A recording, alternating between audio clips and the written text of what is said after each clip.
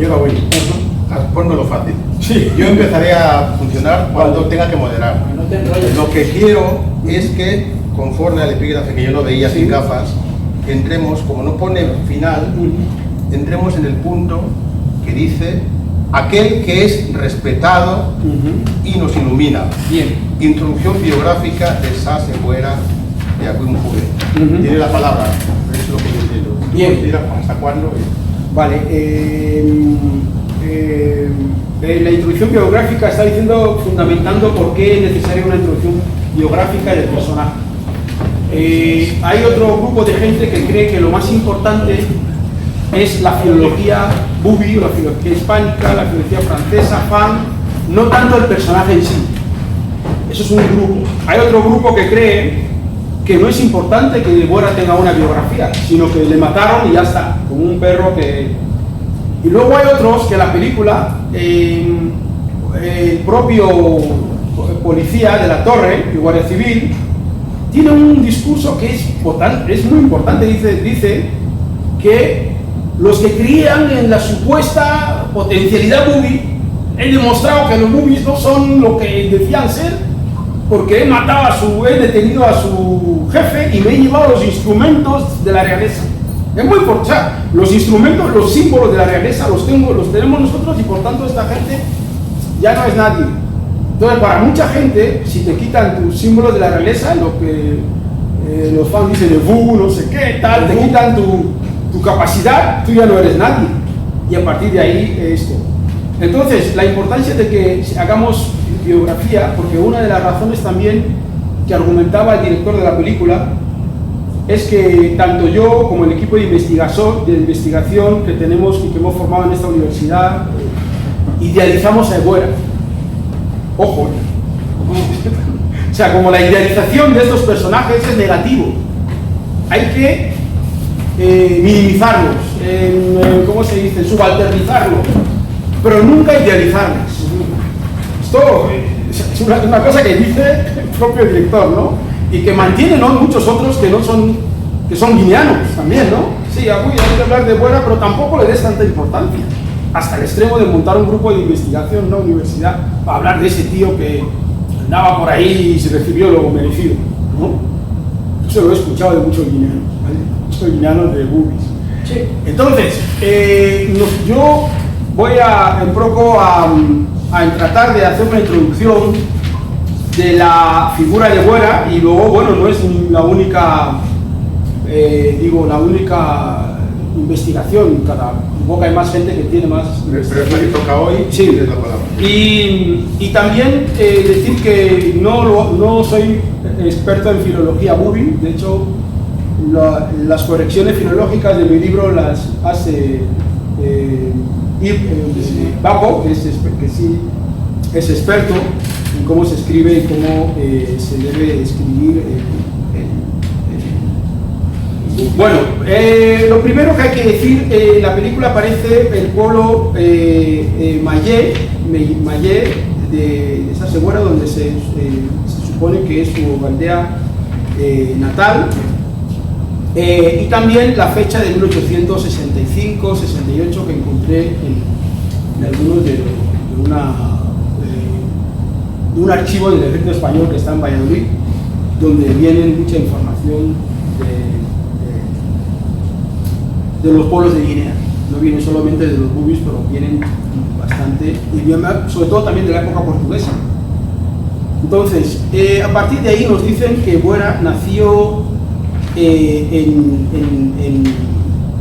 más o menos en esas fechas, y también una cosa que yo he intentado hacer para construir una biografía es que si nosotros no queremos depender de lo que Martínez Goya le llama la dictadura de las fuentes o la dictadura de la epistemología occidental, debemos atrevernos a sustituir una epistemología. Eso de que yo no tengo ninguna idea pero estoy en contra de la tuya, eso no vale. Eso no. Si nosotros no tenemos ninguna idea y el blanco tiene la suya, pues la del blanco la que tiene que estar. Lo que no podemos decir que la del blanco no sirve, la del negro tampoco, la de nadie, entonces quedamos en el limbo. Y yo me he atrevido en ese trabajo a llenar esos vacíos de interpretación en torno a la vida, al nacimiento de Buera, a sus orígenes, a sus familias. La madre de Buera se llama Bonay, que es una persona que está vinculada directamente a la corte. Disculpa, Bonay en Bubi es nombre o sea, nombre de persona de esa abuela. Esto viene de después. Apellido. En el coloquio entraremos en esto. Puede variar. Pero lo veremos en el coloquio. Lo digo para no desviar el tema y para que el ponente ya está bastante disperso. Decía para que yo le llame el orden y se concentre. Vale, decía que la madre se llama Bonay. Yo sé que por la escuela de la filología entre los guineanos es la que se ha impuesto y por tanto todos los debates políticos se van al marco filológico. Y entonces me decía un latinoamericano, me dice, ustedes nunca van a salir del colonialismo porque esa filología que ustedes manejan es francófona, hispanófona, anglófona, y ustedes se pelean por la filología de sus opresores para ver cómo se impone. Lo importante es que ustedes sepan quién es Bolívar, o quién es Bencos Biojos, o quién es Azahuera, o quién es Macías, o quién es Hueja Chicampo. Y cuando se escribí la biografía de Hueja Chicampo también me decían que no se escribía así. Entonces, lo importante es la persona. Bien, Bonay es la madre de Sase Buera, y su nombre se traduce por lo siguiente: aquel que es respetado y temido, quien señala o alumbra el camino. He intentado coger todas las acepciones para dar una idea, ¿no? Buera nació en el año 1865, durante los finales del reinado del rey Bubi Sepaco, o Seapaco.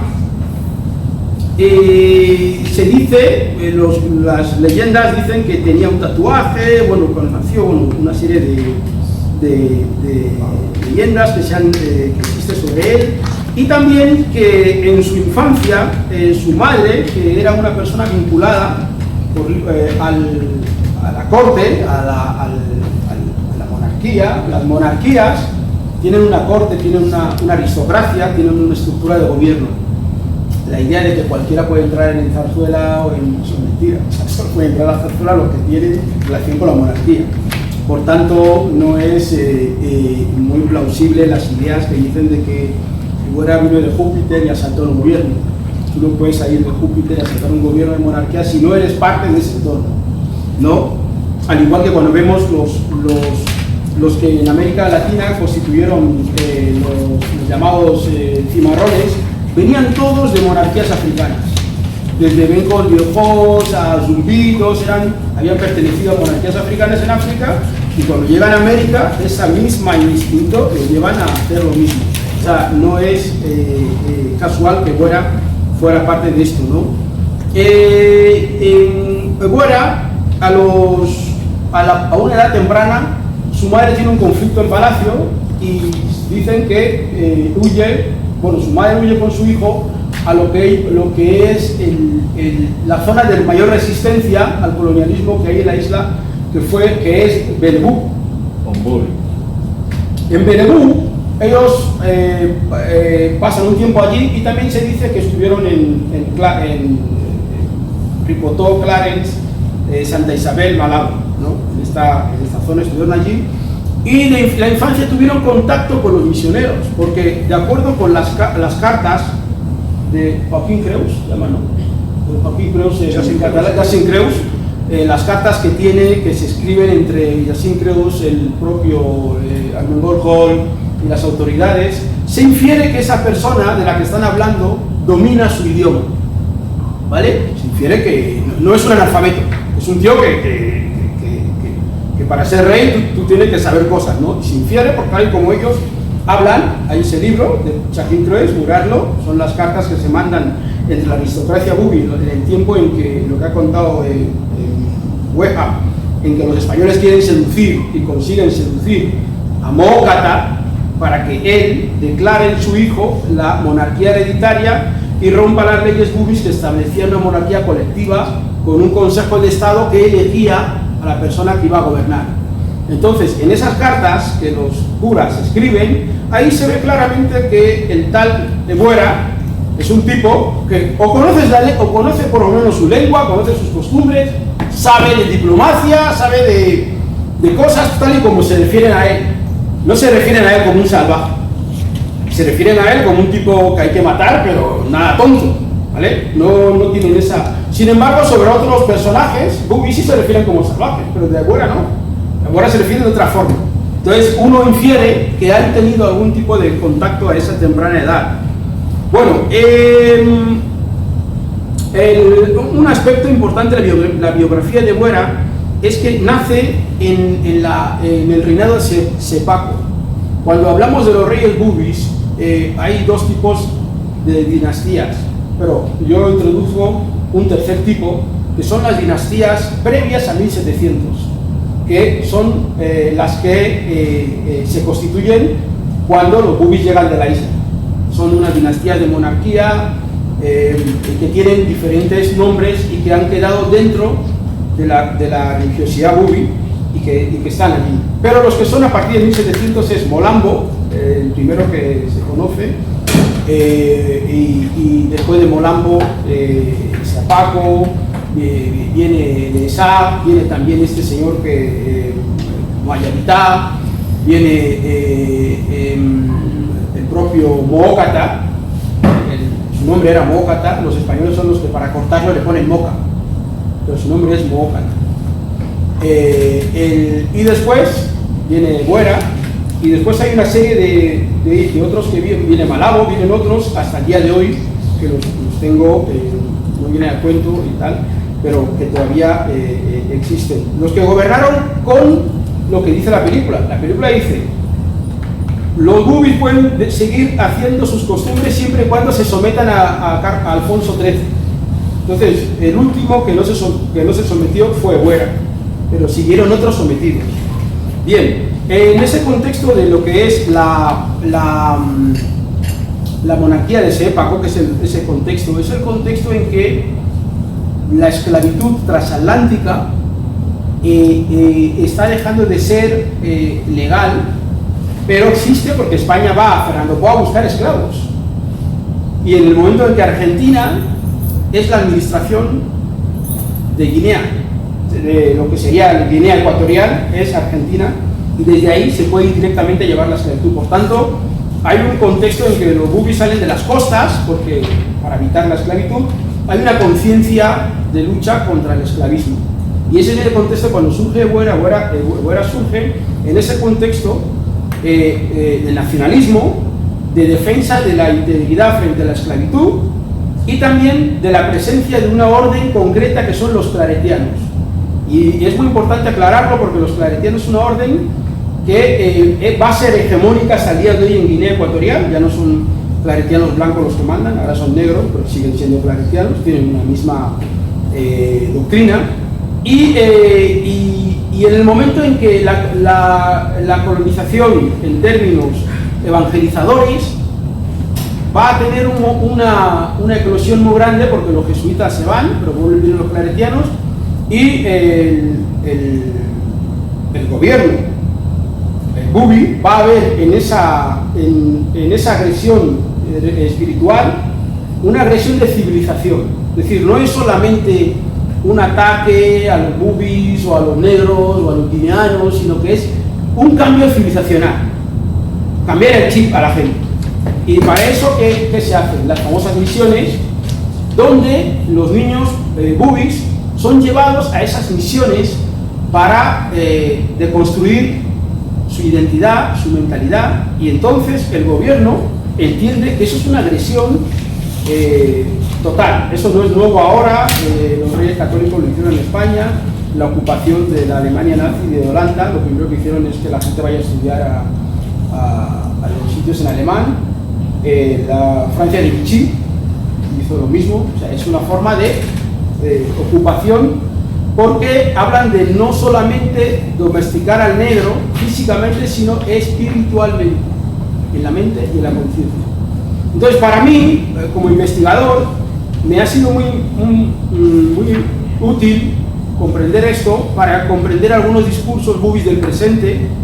He tenido que leer las alusiones que Martín del Molino hace de Buera. Amador Martín del Molino, que es uno de los mayores expertos que hay entre comillas, en metido en el tema Bubi, y que hace una serie de alusiones y que yo me ha permitido entender por qué algunos Bubis en el presente dicen ciertas cosas al ir atrás, al ver esto, ¿no? Que como en un momento hay un corte y empiezan una serie de discursos, y no solamente en la isla, sino también en el continente, sobre cosas que antes no existían. Bien, del padre de Buera, lo que he sabido es que hay varias hipótesis. Una de ellas es que él era un noble vinculado a la corte, y que había estado siendo parte de una serie de hombres o prohombres bubis que en un momento dado de la historia pusieron dinero para transformar la lujua, ¿cómo se pronuncia así, no? Lujua. Es decir, en el momento en que la monarquía bubi entiende que el sistema electoral debilita a su proyecto de Estado.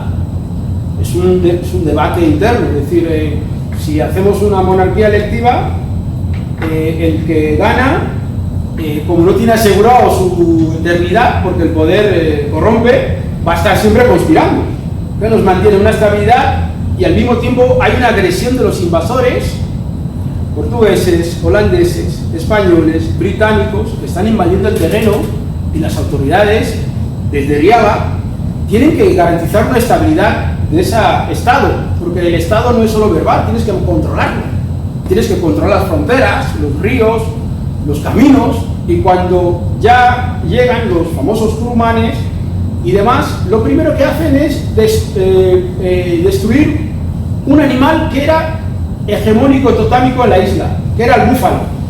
La isla estaba llena de búfalos, los documentos de los portugueses, de los holandeses, lo dicen, de que la isla estaba llena de búfalos, pero los que acabaron con los búfalos no fueron los blancos, fueron los curumanes, que como los británicos los dejaban, pues al matar a los búfalos, también es una forma de matar la autoridad de esos reyes que ya no tienen poder sobre un territorio ni sobre unos animales que eran parte de su cultura y que no se podían matar 100 búfalos porque sí.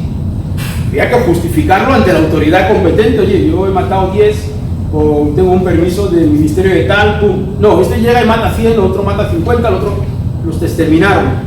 Y claro, ahora mismo en la memoria de los bubis, como estas señoras de la película, si tú le preguntas sobre los búfalos, te dicen que no, yo no sé esas cosas, seguramente. Claro, pero hay unos documentos sobre esto, ¿no? Por eso la memoria de nosotros es muy peligrosa, ¿no? Como la presencia de los congoleños en los pueblos Fan de Kiente. Es un estudio que hizo Cheikh Anta Diop, un senegalés, demostró que muchos de los que se creen Fan realmente son congoleños, que se han... pero claro, nosotros mismos no lo sabemos, es otro que nos lo dice.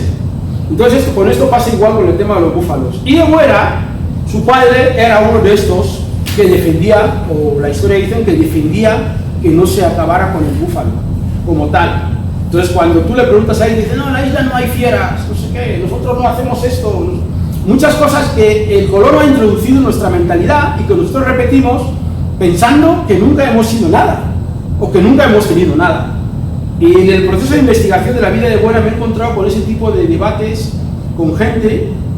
Cuando hice antes el libro de afrofeminismo, las entrevistaba y me decían que no, eso es lo Luis, no sé qué, tal, como muy minimizando a la gente.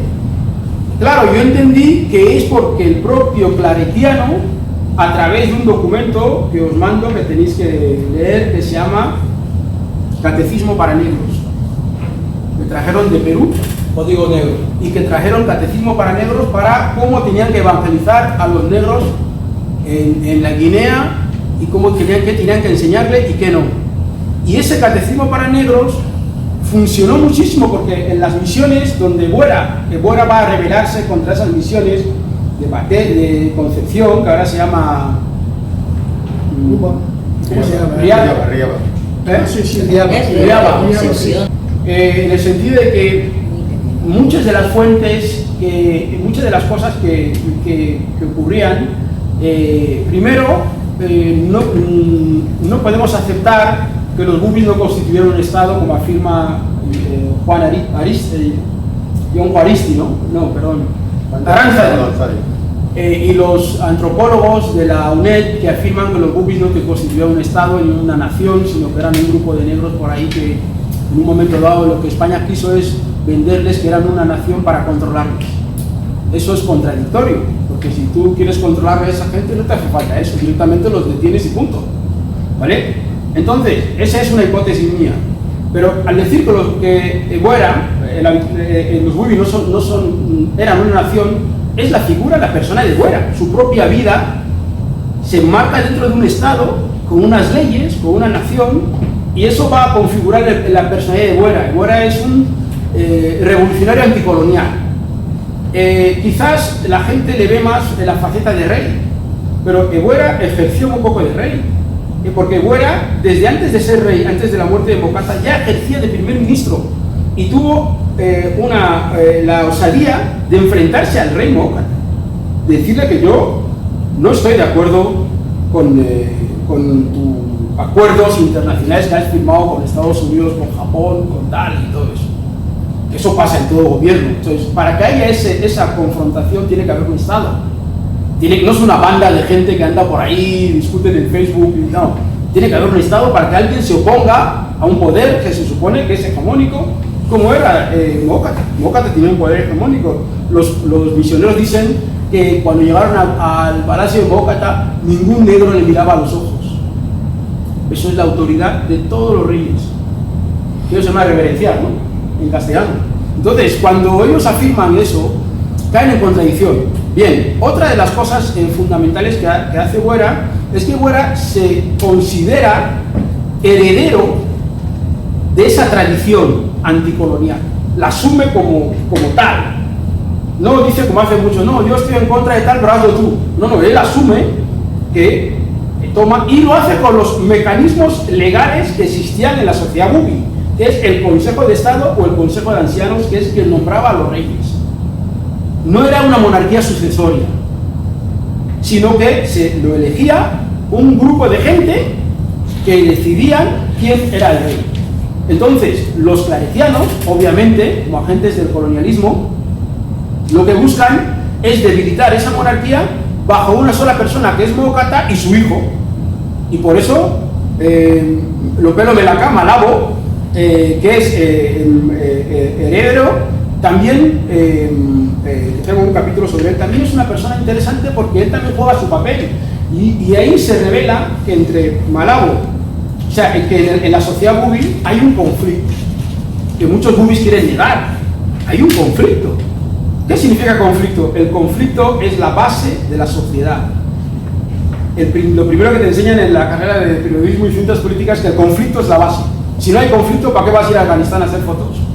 Si no hay conflicto, o sea, hay conflicto donde, por ejemplo, la vida de Jesús. Jesús tiene un conflicto con Roma y con tal, y por eso surge un revolucionario o algo, pero donde hay paz, no hay historia. Entonces hay un conflicto entre un sector de la población bubi, encabezada por Malabo, pero también por otros, los claretianos, no sé qué, los españoles, que tienen una opción, y otro grupo que apoya las opciones tradicionales de Buera, Toisillé, el conde Riocaló, una serie de líderes y el propio Potuculuba.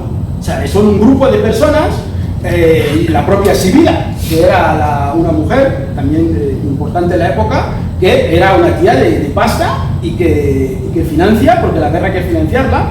Los propios españoles que escriben sobre Sibila dicen que legó a los claretianos el equivalente a 3 años de cosecha de ñame. Si nos hacemos una idea de lo que es el ñame en la sociedad bubi de la época, es una tía que es multimillonaria. Ojo, ¿sabes? Entonces, si legó eso a los claretianos, significa que la parte que ella, porque ella había financiado a Buera al principio, luego se vuelve contra él, pero al principio le había apoyado económicamente. Entonces es una mujer que los propios españoles, en un libro que me prestó aquí Marcelino, hacen un libro y hablan de esta mujer como una tía de las que existía en esta época y del poder adquisitivo que tenía no solo para los negros, sino para ellos mismos, la cantidad de dinero o especies que les dejó y demás. Por supuesto, la hicieron santa y demás, bueno, todo esto, ¿no? Un aspecto que yo he querido también resaltar de Ebuera es su capacidad de alianzas. Ebuera no era una víctima. Si España mató a Ebuera es porque estaba resistiendo. La idea de que los bubis son víctimas, los negros son víctimas, está muy extendida. No es una víctima. Es un tío que el poder se mata.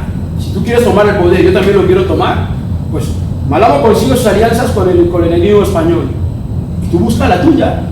Lo que pasa es que las alianzas de Malabo, de Ebuera, en un momento en que hay que decir que hay una parte amplia de la sociedad bubi que está de acuerdo con el colonialismo. Si no, no pueden matar a Ebuera.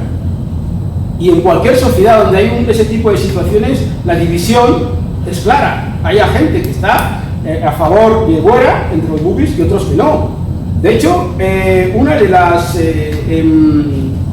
hay un testimonio de una persona que yo entrevisté y que también le entrevistó Justo Bolequia, donde esa persona mayor justifica por qué se opone a Ebuera. Dice que era una persona que era un criminal, que todo aquel que no seguía su ley lo mandaba a matar, su autoridad.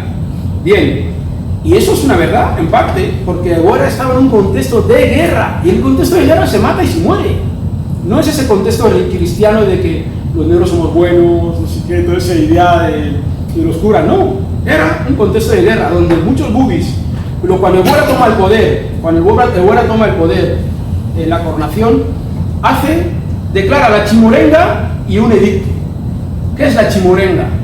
Si lo traducimos hoy en día, significa literalmente guerra santa. ¿Qué significa la guerra santa? Solamente el rey puede invocar una guerra santa, no cualquiera. Es decir, contra cualquier opresor. Y hace otro edicto. Cualquier africano, negro, bubi, lo que sea, que tenga contacto con la nacionalcatolicismo y con los blancos, es enemigo del Estado, sí, y se le pasa a cuchillo.